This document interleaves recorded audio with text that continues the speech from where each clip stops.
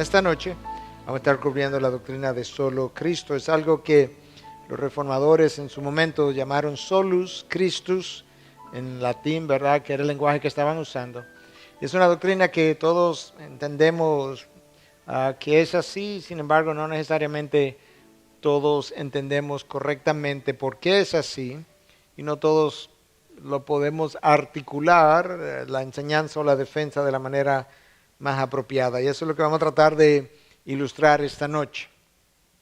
Si hay algo que es parte del espíritu de nuestra época en el día de hoy, es el espíritu de inclusivismo.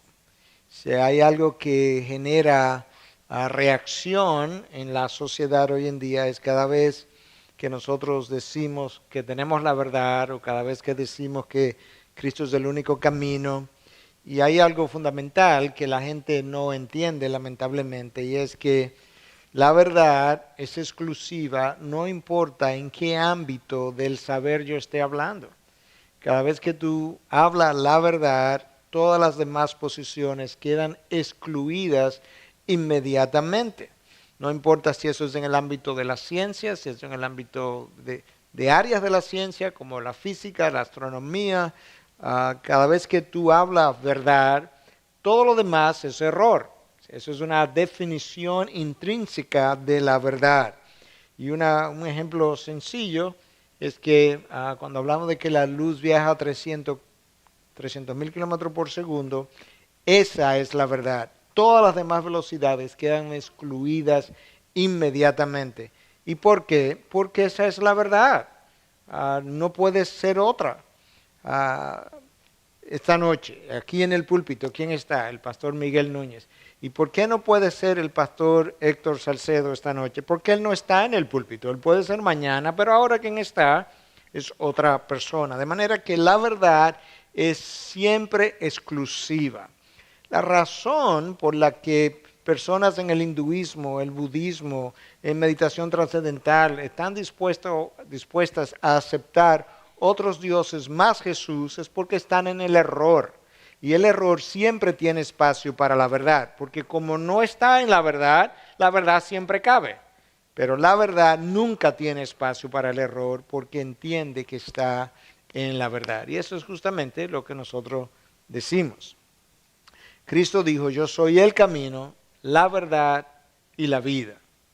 Eso o es verdad o es mentira. Pero eso no puede ser verdad junto con lo que Mahoma dijo, junto con lo que el hinduismo dice, junto con lo que el budismo dice, porque habría que ser irracional para entender ambas cosas como ciertas. O es una o es la otra. Es más congruente decir yo no creo eso y creo lo que Mahoma dijo, eso es más congruente, que decir yo creo lo que Mahoma dijo y también creo eso que usted acaba de decir. No, eso es incongruente, eso es irracional. Y eso no es un ámbito donde yo quiero caminar en esta noche, sino que yo quiero caminar en el ámbito de la racionalidad. Y lo que Cristo dijo fue, yo soy el camino, no un camino, la verdad, no una verdad, y la vida. Nadie viene al Padre si no es por mí. De tal forma que si usted va a aceptar a Cristo en su vida, usted no lo puede aceptar de ninguna otra manera que no sea por las cosas que Él dijo, o simplemente niégalo y rechácelo completamente. Cuando Cristo dijo yo soy el camino, Él estaba excluyendo todo otro camino. No hay otro conforme a Cristo. No lo puede aceptar junto con otras enseñanzas que lo contradicen o que usted entienda que también llevan a Cristo, porque no fue lo que Él dijo. Tendría que rechazarlo a Él y sus enseñanzas. Yo soy la verdad. Eso implica que el resto de lo que se dice acerca de la salvación es mentira, de acuerdo a lo que Él dijo. No es congruente decir, Jesús fue un gran maestro, pero yo no creo que Él es Dios, pero Él fue un gran maestro. No, Él no puede ser ambas cosas. ¿Por qué? Porque Jesús dijo que Él era Dios. Entonces, si Jesús dijo que Él era Dios y no lo es, Él es un mentiroso. Y un gran maestro no puede ser un mentiroso. Entonces, una de las dos, o lo acepto como Dios por lo que Él dijo, o yo lo rechazo como Dios, pero no quiera ser un gran maestro de Jesús, mientras Él dice que fue Dios, y tú dices, pero no lo acepto como Dios. Entonces, si no lo acepta como Dios, y Jesús dijo que era Dios, es un mentiroso, y buenos maestros no son mentirosos. Es algo sencillo de racionalidad. Y la vida, lo que implica que cualquier otro camino o fuera de él no hay vida sino muerte. ¿Qué fue lo que ocurrió entonces? ¿Por qué el hombre está donde está? ¿Por qué tenemos tantos caminos? ¿Por qué tenemos tantas opiniones? Eso tampoco es tan difícil de entender. Adán y Eva fueron creados por Dios y en ese momento tuvieron una relación estrecha, íntima con Dios. Adán cae y Adán pierde el camino.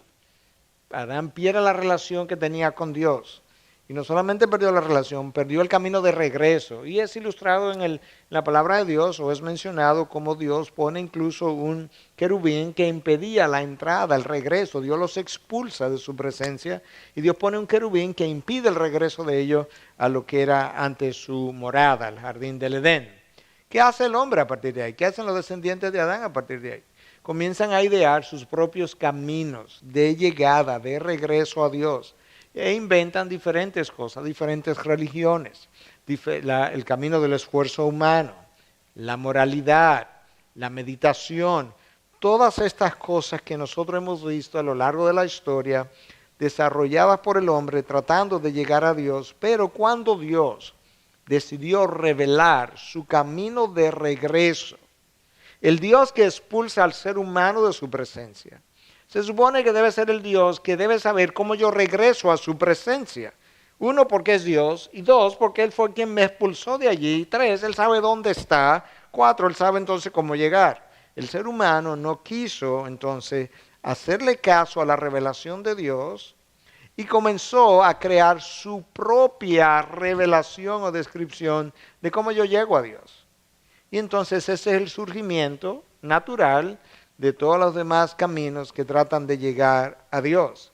Pero Cristo de manera categórica, como lo vamos a ver en un momento, afirmó lo que esos otros caminos y maestros representan. En una ocasión se cuenta, es una historia, una quizás leyenda, pero es una buena ilustración de cómo son las cosas. Se cuenta en una ocasión que un viajero quería conocer el desierto, viajar a lo largo del desierto. Y él contrató entonces un guía para atravesar el desierto. Y entonces el guía le dice, ok, pues vamos. Y cuando llegan al desierto, es la ilustración, aquí comienza el desierto, ¿verdad? De ahí en adelante la arena. El viajero dice, ¿y el camino dónde está? Y el guía lo mira y le dice, yo soy el camino. O sea, no hay camino en el desierto. ¿Cuál camino? ¿Dónde hay camino en el desierto? Es todo arena. Tú haces un camino hoy y en la noche la brisa levanta la arena y te lo cubre, mañana no hay camino. Sin embargo, hay gente que sabe caminar en el desierto, literalmente. Y él le dice, ¿tú quieres ver un camino? Yo soy el camino. Pues nosotros nos perdimos en el mundo y el hombre anda buscando un camino y Cristo vino y dice, ¿tú quieres saber cuál es el camino? Yo soy el camino. Ven y sígueme. Y el hombre ha dicho, no, así no. Yo entonces voy a hacer mi propio camino en el desierto. Y Cristo dice, bueno, pues entonces haz tu propio camino. Y eso es lo que el hombre ha estado tratando de hacer a lo largo de los años, de crear su propio camino para llegar a Dios. Cristo, de manera categórica, Él se define con diferentes palabras en diferentes momentos. Yo soy el camino que tú tienes que seguir, no hay otro. Yo soy el camino, la verdad, yo soy la verdad que tú tienes que creer. Fuera de mí lo que hay es mentira. Todo lo que es contrario a lo que yo enseño, a lo que yo soy, lo que yo represento, es una mentira. Y el padre de todo eso no es otro que no sea Satanás. Él es la vida en la que yo tengo que, la vida que yo tengo que vivir. Cristo se definió de múltiples formas con los famosos yo soy el buen pastor, yo soy la vid.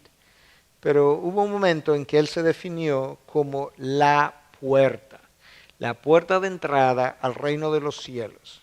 E incluso habló de aquellos que han tratado de entrar por otras puertas, otros maestros, otras religiones, otros caminos. Y Él no fue muy diplomático cuando se refirió a esos otros caminos. Escucha lo que Cristo dice en Juan 10, comenzando en el versículo 1.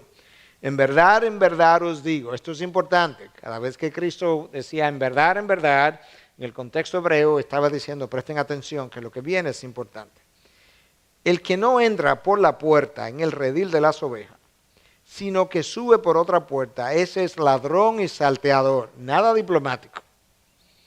El que trata de entrar por otra puerta, el que trata de enseñar que hay otra puerta, el que trata de brincar hacia adentro, saltar para entrar al redil por una puerta que no soy yo, es un ladrón y es un salteador. Claro que es un ladrón. Está tratando de robarse la gloria de Dios. Es un salteador porque asalta la mente humana, el corazón humano. Pero, hay un pero aquí que es importante. El que entra por la puerta es el pastor de las ovejas. Él no brinca, él entra por la puerta. A este le abre el portero y las ovejas oyen su voz. Llama a sus ovejas por nombre y las conduce afuera.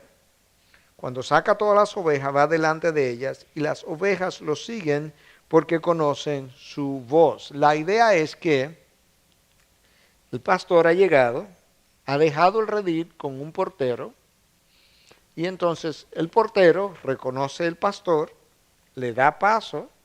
Cuando él entra al redil, él le habla a las ovejas conocen su voz y le siguen. Eso es literalmente como pasa según aquellos que crían ovejas. En Israel se cuenta, porque yo nunca he estado en Israel, pero no he visto esto que voy a contar, que en un campo abierto se pueden juntar cientos de ovejas que pertenecen a 4, 5, 6, 7, 8 pastores distintos. Y están todas mezcladas. Y entonces ahora tienen que separarse. Y lo que los pastores hacen es que en un momento dado él comienza a caminar en una dirección y él comienza a hablar. Y sus ovejas reconocen su voz y esas ovejas siguen a ese pastor. Y las otras se quedan porque yo no soy de ese pastor que vaya adelante. Esa no es la voz que yo reconozco. Y entonces el otro pastor comienza a hablar y se mueve en otra dirección y las ovejas reconocen su voz y le siguen. Eso es la figura que Cristo está usando en este momento para ayudarnos a entender cómo funciona esto de las ovejas y Él que es el buen pastor. El texto continúa en el versículo 7 y dice, entonces Jesús les dijo de nuevo, en verdad os digo, yo soy la puerta de las ovejas. Otra vez, en verdad os digo, yo soy la puerta de las ovejas. Todos los que vinieron antes de mí son ladrones y salteadores. Ya lo dijo, lo está repitiendo otra vez. Si no me entendieron, déjame decírselo otra vez. Los que vinieron antes de mí son ladrones y salteadores. Pero las ovejas no le hicieron caso. ¿Por qué no le hicieron caso? Porque no escucharon su voz. Yo soy la puerta. Otra vez vuelve a decirlo. Si alguno entra por mí, será salvo. Y entrará y saldrá y hallará pasto. Si entra por mí. Si hay alguien que enseñó de manera exclusiva, fue la persona de Jesús. Si hubo alguien que enseñó de manera radical en contra de los falsos maestros, fue Jesús. En este caso le está llamando ladrones y salteadores. Pablo le llama en otra ocasión lobos rapaces. No había mucha misericordia para esos falsos maestros. Cristo conoce el estrago que hacen en la vida de las ovejas. No los puede tratar con misericordia, tiene que tratarlo con cierto juicio por el daño que ellos causan. Entonces, de manera clara, que hay tres observaciones. Hay una sola puerta, versículo 7, el falso maestro, el clasificado de ladrón y salteador, ya hablamos de eso, y las verdaderas ovejas eventualmente siguen al buen pastor. El resto, ¿qué son? Falsos maestros. Y los falsos maestros, si las ovejas oyen el pastor, la voz del pastor, ¿verdad? Entonces, cuando hay un falso maestro y hay gente que le está siguiendo, ¿qué usted concluye de los seguidores del falso maestro? Que no son ovejas. ¿Qué son? Cabritos. Eso es como la palabra habla. La palabra tiene dos definiciones, dos tipos de animales para definirnos a nosotros. Ovejas y cabritos, que los ángeles van a separar al final de los tiempos. Literalmente. Entonces, es posible que una oveja se confunda en un momento dado y oya la voz de un falso maestro. Pero en el tiempo esa oveja va a decir, este maestro que yo creía que era verdadero, ay no, esto es un falso maestro. Déjame irme a buscar la voz de mi pastor, porque este no es mi pastor. Y no estoy hablando de Miguel Núñez, estoy hablando de Jesucristo, ese es mi pastor. Déjame ir a buscar la voz de mi pastor, que es Jesucristo. Y Cristo lo dice, mis ovejas oyen mi voz. Por eso yo hoy estoy un poco más tranquilo con los falsos maestros, porque los falsos maestros para mí tienen una función. Y es atraer los cabritos para que dejen a las ovejas tranquilas. De verdad se lo digo. Estoy convencido de eso. Porque Dios ama a su iglesia, Dios ama a sus ovejas. Y yo me preguntaba siempre, ¿y por qué que Dios permite estos falsos maestros? Si yo fuera Dios, yo me los llevara. Y que dejen mis ovejas tranquilas. No, Él la está dejando ahí porque es para que dejen a sus ovejas tranquilas. El falso maestro atrae a falsos seguidores. Y sus ovejas oyen su voz. De manera que en sentido general, sus ovejas están con Cristo, el buen pastor, y los falsos maestros están con falsas ovejas que son cabritos. Mira lo que dice Cristo en Juan 7, del 13 al 15. Entrad por la puerta estrecha, porque ancha es la puerta y amplia es la senda que lleva a la perdición. Cristo es claro, es radical. Y muchos son los que entran por ella. ¿Por cuál? Por la puerta que lleva a la perdición. Esa es la ancha. Pero Él dice que no entre por ahí. Porque estrecha es la puerta y angosta la senda que lleva a la vida. Y pocos son los que la hallan. Alguien me hizo una pregunta en el tiempo de pregunta y respuesta inicial y yo decía que hoy vamos a hablar justamente de que son pocos los que entran. Que Cristo no justificó a todo el mundo, no justificó a toda la humanidad en la cruz, sino unos pocos, aquí están, y pocos son los que la hallan. Cuidaos de los falsos profetas, ahí están, que vienen a vosotros con vestidos de ovejas, pero por dentro son lobos rapaces. Nada diplomático, Jesús. Porque por sus frutos los conoceréis. ¿Acaso se recogen uva de los espinos o higo de los abrojos? ¿Te das cuenta que hay una advertencia clara en contra de los falsos profetas? Pero una de las cosas que Cristo nos deja ver es que los falsos profetas vienen como si fueran ovejas, vestidos de ovejas. Si no vinieran vestidos de ovejas, todo el mundo dijera, eso es un falso profeta. El problema es que cuando llegan, la gente dice, wow, ese hombre sí habla bien. Mira, ese hombre habla en nombre de Cristo. Mira, con frecuencia habla en nombre de Cristo. Es como un Judas. Mira, Judas, incluso Judas luce también, que hasta tesorero lo hicieron del grupo. Pero por dentro son lobos rapaces. De eso estamos llenos en lo que es el mundo, ¿verdad? El mundo cristiano hoy en día. Y ellos lucen por un tiempo, lucen como verdaderos maestros. Yo recuerdo en una ocasión, cuando yo no conocía prácticamente gran cosa del mundo, pero era cristiano. Y yo estoy viendo a Benny Hinn, y yo le decía a mi esposa, yo no sé lo que este hombre tiene, pero hay algo que a mí no me acaba de convencer. Yo no sabía que él era lo que él es. Pero no, yo no sé lo que es, pero hay algo. Y en ese momento, la verdad que yo tenía poco conocimiento, pero el espíritu que moraba en mí comenzaba a decirme, esa no es mi voz, esa no es mi voz. Y finalmente, en un programa subsiguiente, yo finalmente le dije, ya yo sé, yo entendí. Este señor vive hablando del Espíritu Santo, y el Espíritu Santo, pero de Cristo nada, de Cristo nada. Y resulta que la palabra de Dios dice que el Espíritu Santo va a venir y va a tomar de lo mío y me va a glorificar a mí. Y resulta que el Padre de quien habla es del Hijo. Él es la puerta, Él es el camino, Él es la verdad, Él es la vida. Pero este hombre no habla de Él.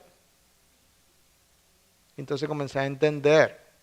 Y una de las cosas que caracteriza a los falsos profetas es que no hablan mucho de Cristo y cuando lo hablan lo distorsionan.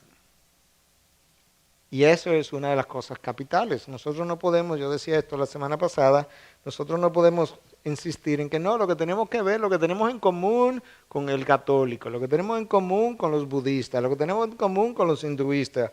No, porque si es por lo común, todo el mundo va para el cielo. Nosotros tenemos que ver lo que tenemos de exclusivo con Cristo. Cristo es la piedra de tropiezo. Y en Cristo es que tropiezan todas las demás religiones. Cuando tú tomas a Cristo como el filtro, ahí que tropieza la iglesia de Roma, porque Cristo solo no te salva, sino que Cristo más la corredentora María, es Cristo más las obras, es Cristo más las oraciones de los santos, es Cristo más la penitencia, es Cristo más las misas, es Cristo, ya chocaron en la piedra. Si el que va a los mormones, bueno, ok, vamos a ponerlo otra vez de Cristo. Bueno, Cristo es un profeta, pero no es hijo de Dios, no es Dios. Bueno, ya chocaron, ya se quedaron en el embudo. Si te va con los musulmanes por igual, Cristo fue uno de los 124 profetas que han venido, pero Mahoma es el último y el mejor de los profetas, el más grande. Ya se quedaron en el colador. Cristo es el colador. Tú me dices que tú crees de Cristo y yo te digo el resto de lo que pasa. La puerta amplia, ¿cuál es? Bueno, dice que la puerta que lleva a la perdición, ¿ok? Pero ¿cómo yo sé cuál es esa puerta? Bueno, tiene diferentes colores en el mundo de la enseñanza. Es el evangelio diluido, por un lado, en unos casos. Es el evangelio que dice que tú necesitas a Cristo más las obras para ser salvo. En otros casos es Cristo más otros dioses. El hinduismo tiene potencialmente 300,000 y pico de divinidades. Y si tú le llevas a Cristo, ellos no tienen ningún problema en incluírtelo. Lo que no puede ser exclusivo. Entonces te das cuenta que Cristo sigue siendo la piedra de tropiezo. Cristo más otros intermediarios. ¿Verdad? Y la iglesia de Roma ha hecho a María corredentora. Ya no es intercesora, corredentora. O sea, ella contribuye a la redención de nosotros, de acuerdo a sus nuevas enseñanzas. O un evangelio sin demandas, no tiene costo, tú no tienes que cambiar mucho. Que en realidad, mira, mi esposo es un hombre tan bueno que él le falta poco para convertirse, porque él no tiene que cambiar mucho y se convierte. Si hay algo que yo sé es que todo el mundo tiene mucho que cambiar si se convierte, porque es de la noche a la luz. De la oscuridad, de las tinieblas a la luz, literalmente. De estar muerto, si usted piensa que un muerto no tiene que cambiar mucho. O sea, mire un muerto y mire un vivo al lado. Si usted dice, ese muerto no tiene que cambiar mucho, usted tiene problemas graves. Porque es mucho lo que ese muerto tiene que cambiar para parecerse a este vivo, o para ser vivo. Y a veces otro evangelio. Como Pablo le dice a los Gálatas insensatos, ¿quién los engañó tan pronto? Que ahora es otra vez por las obras. Y le dice insensatos. Y le dice, aun si un ángel del cielo viene, o Benny Hinn, o Cash Luna, y le predica otro evangelio, que sea anatema. Hay una maldición pronunciada para aquellos que hablan en nombre de Cristo con otro evangelio. Porque ese no es el evangelio. El evangelio de la prosperidad es uno de esos evangelios apóstatas que nosotros hoy en día tenemos que reconocer y denunciar. De la misma manera, si hay falsos maestros, se supone que esos maestros tienen discípulos, ¿sí o no? ¿Y cómo se llaman? Falsos discípulos. Y están identificados en la palabra. Lo increíble de la palabra es lo claro que habla. Habla de falsos maestros, pero los falsos maestros no le enseñan al aire. Le enseñan a gente, a discípulos. Y tienen falsos discípulos. Míralo aquí identificado en Mateo 7, 21 al 23. No todo el que me dice Señor, Señor entrará en el reino de los cielos. Ajá, y entonces ¿quién es el que va a entrar, Señor? Sino el que hace la voluntad de mi Padre, que está en los cielos. Muchos me dirán en aquel día, Señor, Señor, no profetizamos en tu nombre, y en tu nombre echamos fuera demonios, y en tu nombre hicimos muchos milagros. Y entonces les declararé, jamás os conocí, apartaos de mí los que practicáis la iniquidad.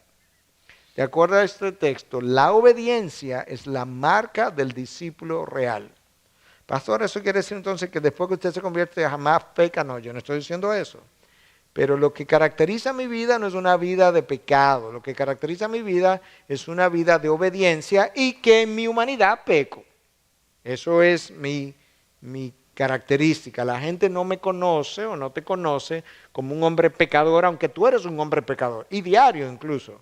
Pero la gente te conoce como un hombre de santidad, que entonces en tu humanidad tú pecas, pero te caracteriza la obediencia. Me dirán, Señor, Señor. Sí, el problema es que mucha de esa gente que dice Señor, Señor, vive en desobediencia. Viven desobediencia en sus hogares, viven desobediencia en su trabajo, viven haciendo subterfugio, viven evadiendo impuestos, tienen más de una mujer, tienen hijos en la calle, le viven quitando el dinero a las ovejas, viven de manera suntuosa, viven predicando una verdad que no es la verdad. Entonces Cristo dice, sí, ellos van a venir, pero yo le diré, jamás os conocí. El discipulado tiene un costo. Y muchas veces es el costo que no queremos predicar. Queremos simplemente predicar bendiciones, bendiciones, bendiciones. Y ese es el evangelio diluido. Ese es el evangelio que no me lleva a la salvación. Cristo dice claramente, otra vez, Juan 12, del 24 al 26, su frase famosa, en verdad os digo, si el grano de trigo no cae en tierra y muere, queda él solo. Pero si muere, produce mucho fruto. Se estaba refiriendo a él iba a morir, él iba a producir mucho fruto, pero escucha ahora, el que ama su vida, después que yo como grano caiga y dé mi vida por otros, y haya gente todavía que sigue amando su vida, tiene problemas. El que ama su vida la pierde, y el que aborrece su vida en este mundo la conservará para vida eterna. Si alguno me sirve, que me siga, y donde yo estoy, allí también estará mi servidor. Si alguno me sirve, el Padre lo honrará. Nota como Cristo dice, el que ama su vida la pierde y el que aborrece su vida en este mundo la conservará. Hay un costo. Ahora yo decía a una hermana recientemente que el diccionario no es quien me puede definir los términos que la palabra usa, porque Cristo dice el que aborrece su vida, sonaría como que yo tengo que odiarme a mí mismo. Y eso no es lo que Cristo está diciendo. Lo que Cristo está diciendo es que Él representa el reino de los cielos con todas sus bendiciones y promesas. El mundo tiene sus propias promesas. Mi carne quiere lo que el mundo quiere. Esa es mi vida, mi carne quiere eso. Entonces ahora yo voy a rechazar lo que el mundo me ofrece para abrazar todo lo que Cristo ofrece. Y en este sentido estoy aborreciendo mi carne. Le estoy diciendo a mi carne, yo no quiero nada de lo que tú deseas porque no hay nada bueno en ti. Mi carne se puede deleitar en estas ofertas, pero yo he apreciado estas otras y estas son las que he abrazado. Entonces ahora yo estoy aborreciendo mi vida, la vida que llevaba, la vida que venía transitando. Y ahí está el costo del discipulado. ¿Cuál de vosotros, dijo Cristo, antes de comenzar a hacer un edificio, una casa, no se sienta primero y calcula el costo? Hay un costo. Y ese costo es justamente el abandono de aquellas cosas que el mundo nos ofrece y el abrazar aquellas cosas que Dios nos ofrece. Mira de qué manera Cristo habló de forma tan categórica con relación a su persona en diferentes pasajes. Esto es la salvación de acuerdo a Cristo. Mateo 11:28, venid a mí, todos aquellos que estáis cargados y cansados, y yo os haré descansar. Pero nota la frase, venid a mí, sígueme. Mateo 8:22, 9:9, 19:21. No sigue un camino, no sigue a un Dios, sígueme a mí. El que cree en mí, Juan 7:38. El que permanece en mí y yo en él, ese da mucho fruto, porque separados de mí nada podéis hacer, Juan 15:5. El que cree en el Hijo, ese es Cristo, tiene vida eterna. Vida eterna no se encuentra en ninguna otra creencia que no sea el que cree en el Hijo. Pero el que no obedece al Hijo no verá la vida. El que no obedece al Hijo, el que no me obedece no verá la vida, sino que la ira de Dios permanece sobre él. Podemos agregar ahí a Hechos 4:12, creo. En ningún otro nombre debajo del cielo hay salvación. En ningún otro nombre. No existe.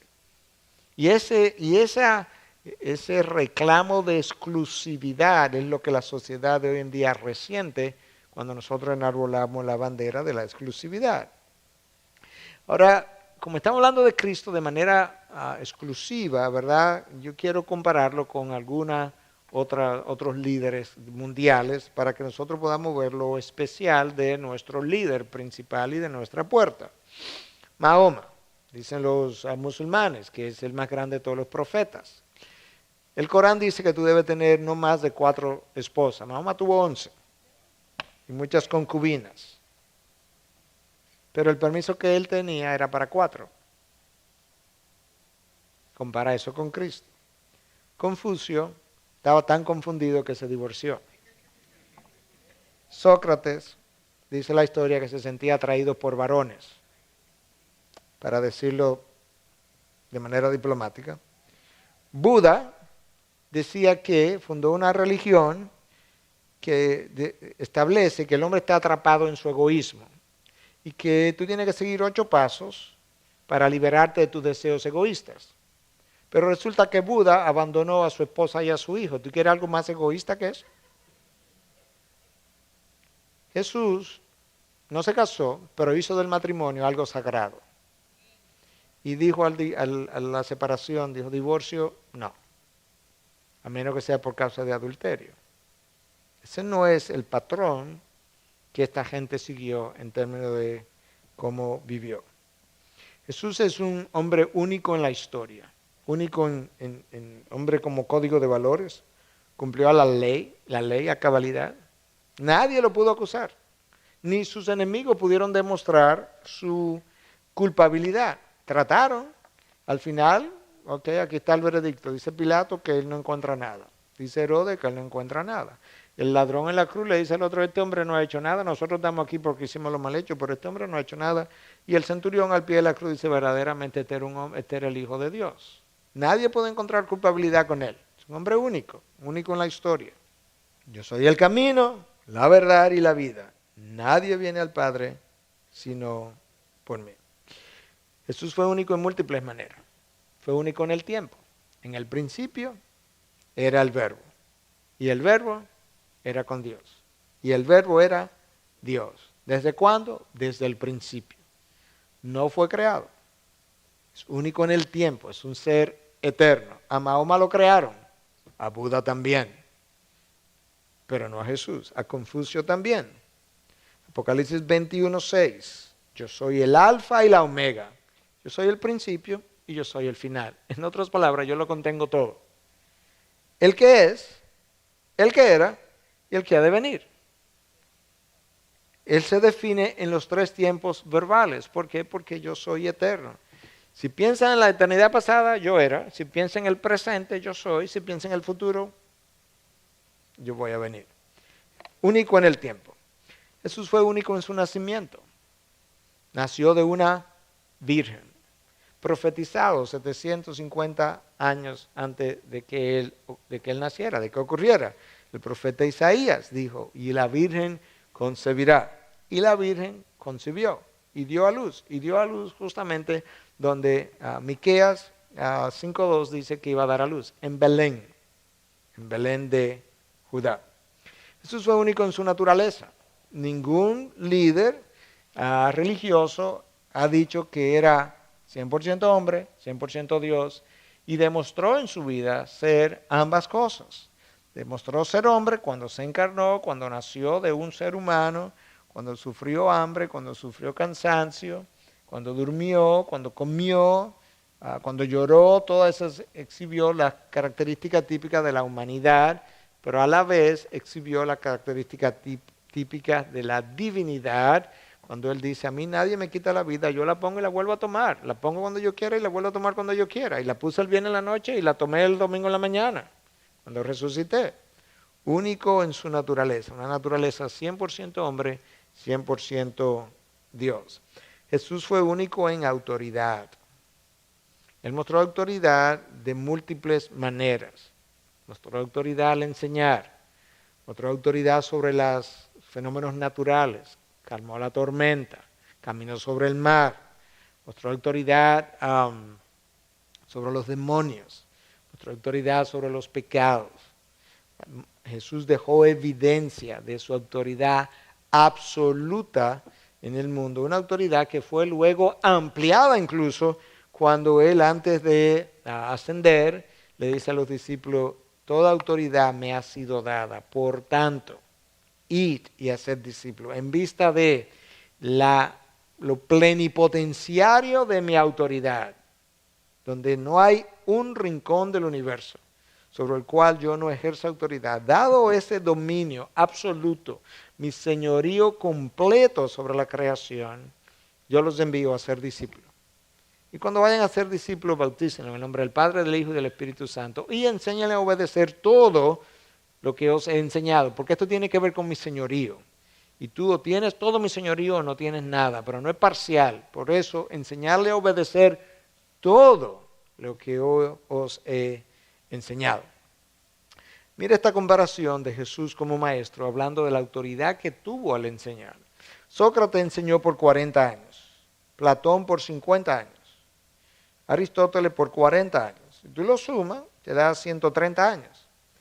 Jesús enseñó por 3. Y sin embargo, nadie ha tenido la influencia sobre la humanidad que Jesús ha tenido. Ni Sócrates, ni Platón, ni Aristóteles, ni ellos tres juntos, ni todos los líderes de la humanidad juntos. Tú lo puedes juntar a todos. Y nadie ha tenido la influencia sobre la humanidad que Cristo ha tenido. Porque la fe cristiana ha tenido una influencia en el área de la ciencia, ha tenido una influencia en el área de la educación, monumental. Ha tenido una influencia en el área de las sociedades y su estabilidad. No hay un área de la sociedad que ha tenido una influencia en las leyes, en los gobiernos. Tienes que leer la historia para verlo, pero no ha habido nada como la fe cristiana, y su nombre cristiana viene de Cristo, que haya cambiado, trastocado, transformado la sociedad como lo hizo Cristo, el personaje Cristo. Mira el reconocimiento de su autoridad al enseñar. Descendió a Capernaum, ciudad de Galilea, y les enseñaba en los días de reposo, y se admiraba de su enseñanza porque su mensaje era con autoridad. ¿Qué le dio autoridad a Jesús? ¿Qué le da autoridad a un hombre al enseñar? En el caso de Jesús en particular, ¿qué le dio su autoridad? No era simplemente que él dijo que era Dios. Le dio su autoridad lo que salía de su ser, su mansedumbre, su sabiduría, el experticio al manejar las escrituras, cómo conocía el Antiguo Testamento, cómo conocía el corazón del hombre, cómo conocía el pecado del hombre, el dominio, bueno, ya mencioné de las escrituras, la santidad de su ser, todo eso de una u otra forma estaban convergiendo en una sola persona y se proyectaba hacia los demás y los otros decían, wow. En el caso del Sermón del Monte, cuando terminó, ¿qué dijo la gente? Este habla como uno que tiene autoridad y no como los escribas. Ellos distinguieron, hubo una diferencia entre la manera como los escribas hablaban, de una manera confusa, para engañarte, para torcerte las cosas, y la manera como Jesús enseñaba. Entonces, ese sentido de autoridad nos lleva a nosotros a decir hoy que Él fue único en su autoridad al enseñar. Fue único en su santidad. Escucha lo que Confucio decía. Yo nunca dije ser santo. Y Cristo dijo, ¿quién me acusa de pecado? ¿Hay uno que me acusa de pecado?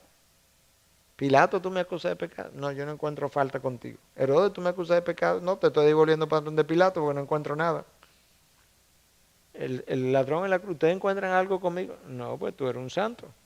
Y el centurión, pues tú eres el Hijo de Dios. ¿Quién me acusa de pecado? Nadie. ¿Quién quiere tirar la primera piedra?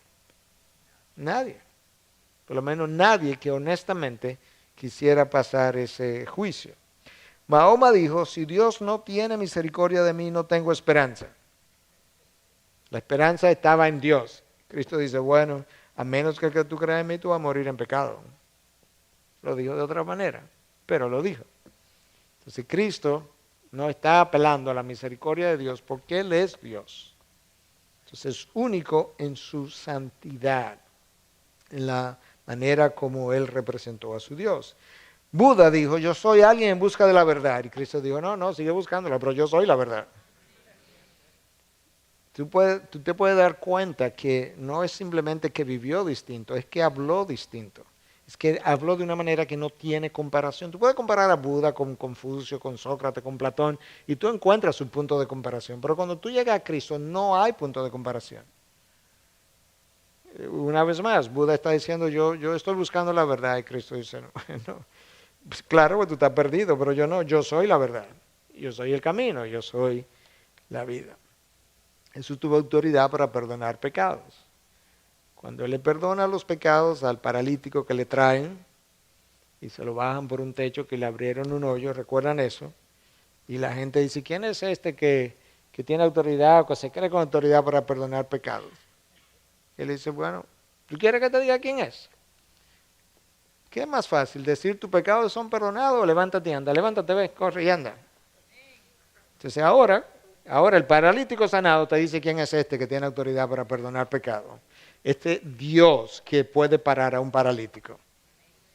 Y eso es como Cristo demuestra su autoridad, no solamente para perdonar pecados, sino para sanar enfermedades, para levantar los muertos, como el caso de Lázaro. Una vez más, un hombre sin punto de referencia, sin punto de comparación, único en toda la historia. Jesús tuvo autoridad para expulsar demonios y la gente que estudia la antigüedad te dice, bueno, pero habían otros rabinos también que expulsaban demonios, sí, pero cuando le trajeron a uno que ni sus propios discípulos pusieron a expulsar a nadie, Cristo lo expulsó con una sola palabra. De hecho, los demonios lo veían y le decían, tú eres el Hijo de Dios, tú eres el Santo de Israel. Los demonios reconocían su autoridad. Cuando los discípulos todavía no le habían llamado a él el Hijo de Dios, ya los demonios lo estaban llamando el Hijo de Dios. Reconocimiento de lo que él era. De manera que su autoridad sobre el mundo de las tinieblas también fue demostrado. No hubo un área de la vida donde él no demostrara su autoridad. No importa si era la vida, la muerte, los demonios, el mar, el viento, el pecado, cualquier otra cosa. Una vez más, mostró autoridad sobre la vida y la muerte. Cuando llegó a la higuera, la maldijo, se murió. Cuando llegó donde Lázaro, ya hediondo, como bien dice la palabra, ya tiene 4 días y hiede. Cristo dice, no, pero eso no importa, que remueve la piedra. Lázaro sale fuera y ahí viene Lázaro todo vendado y sale hacia afuera, mostrando autoridad sobre la muerte. Y hay varios episodios más donde Cristo se apersona y resulta que el difunto, por usar la palabra dominicana, se levanta y cobra vida. Cuando el centurión que vino le está pidiendo por su hija de 12 años y viene la mujer sangrando, tenía 12 años de sangramiento y entonces Cristo se entretiene, la mujer la toca y sale poder de él y se sana y Cristo se entretiene a hablar con ella, que quién es esta mujer que me tocó y mientras tanto vienen de la casa de Jairo a decirle que mira ya no moleste al maestro que se murió tu hija, ya no lo moleste más. Imagínate a Jairo que le está diciendo al maestro, ven a sanar a mi hija. El maestro está de acuerdo y comienza a caminar en esa dirección y de repente una mujer lo toca por atrás y él se entretiene a hablar con ella cuando se está muriendo esta niña. Y ya le acaban de decir a Jairo que incluso ya déjalo tranquilo, que ya se murió. Y el Señor le dice, no, tranquilo Jairo, cree nada más. Termina de hablar con la mujer se descubre, se confiesa, dice, fui yo, le dice toda la verdad. Cristo le dice, vete en paz, tu fe te ha sanado. Ok, Jairo, vamos para tu casa. Y cuando llega a su casa, le da vida a la hija de Jairo. A todos los entierros que Cristo llegó, se paró el muerto. La muerte huía. Claro, porque donde llega la vida, la muerte tiene que correr. No hubo un entierro donde él lo invitaran, donde el muerto se quedara muerto. No existió eso. Entierro que él fue, entierro que la muerte salió corriendo. Y la vida regresó. Fue único en su muerte entonces. No solamente tenía poder sobre la vida y la muerte, fue único en su muerte porque al que no conoció pecado, Dios le hizo pecado por nosotros para que llegáramos a ser justicia de Dios en él. Fue único en la manera como muere. Muere absorbiendo la culpa de mis pecados y otorgándome a mí entonces en su momento la santidad que me permite llegar a la vida eterna. Fue único en su resurrección. Todas las tumbas de Mahoma, de fulano, del otro, ahí están con sus huesos, con sus restos. La de Jesús no hay, está vacía. De hecho, no hay tumba de Jesús porque él la tomó prestada. Se le dijo, préstamela hasta el domingo a José de Arimatea, que yo solamente necesito usarla por un par de días. Y luego yo te la devuelvo. Y el domingo se la devolvió. Esto no es para mí. La iglesia primitiva nunca hizo un peregrinar a la tumba de Jesús, que esa estaba vacía. Todo lo demás, grandes líderes tienen su tumba y hacen su peregrinaje y le prenden velas y flores. La iglesia primitiva nunca hizo nada de eso, porque ahí no había nada, él había resucitado. Fue único en su resurrección. Y a pesar, ¿verdad?, de que Jesús nació en una aldea campesina llamada Belén, desconocida, no se movió más de 200 kilómetros de distancia donde nació, nunca escribió un libro, nunca fue a la universidad, nunca ocupó un cargo. A pesar de eso, nadie ha afectado la vida de la humanidad más que la persona de Jesús. Eso es lo increíble. Que Él se murió hace 2000 años y sigue cambiando gente. ¿Tú has oído cosas semejantes? Una gente que se muere hace 2000 años y sigue cambiando y transformando y la gente le sigue obedeciendo. Ese fue el milagro, eso fue lo que le llamó la atención a Napoleón Bonaparte. Dice, a mí lo que me sorprende, yo lo estoy parafraseando, es mis hombres me obedecen. Yo oyo mi voz y me obedecen, pero eso es ahora que yo soy el emperador Napoleón Bonaparte. Pero ahora, o cuando yo era, porque ya estaba en la isla de Santa Elena en exilio, dice, ahora que estoy en la isla de exilio, ya nadie me hace caso, yo todavía estoy con vida. Pero Jesús, se murió hace 18 siglos atrás, 1800 años atrás, y la gente todavía lo sigue obedeciendo. Yo estoy con vida y todavía ya ni me obedecen, ni caso me hacen. Pero Jesús, hablando de manera honrosa incluso, se murió hace 1800 años y la gente lo sigue obedeciendo. La gente sigue cambiando. Todavía su voz sigue comandando tropas. Y eso es justamente esa vida solitaria. Y por todo eso entonces, Jesús y ningún otro Dios. Único como personaje.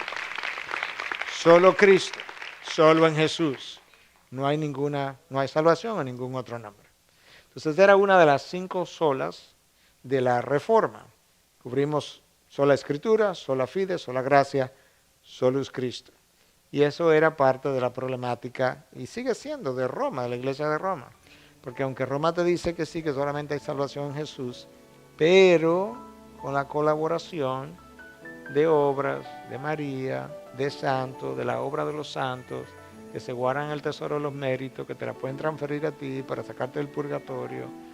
Toda una serie de cosas que te dice, ¿dónde sacaron tal enseñanza? Bueno, de la tradición, pero no de la palabra de Dios. Entonces eso nos da una idea de por qué solo Cristo, cómo articularlo mejor, cómo entenderlo mejor.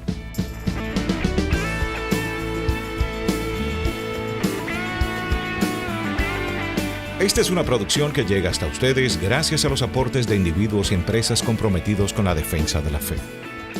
Para más información, preguntas y comentarios, visite nuestra página de internet www.integridadYsabiduría.org. En esta página encontrará información sobre la producción de este y otros recursos que ponemos a su disposición, como también las formas en las que usted puede contribuir con la producción de programas como estos. Les invitamos nuevamente a visitar nuestra página de internet www.integridadYsabiduría.org. Será hasta la próxima, cuando nos reencontremos en su palabra.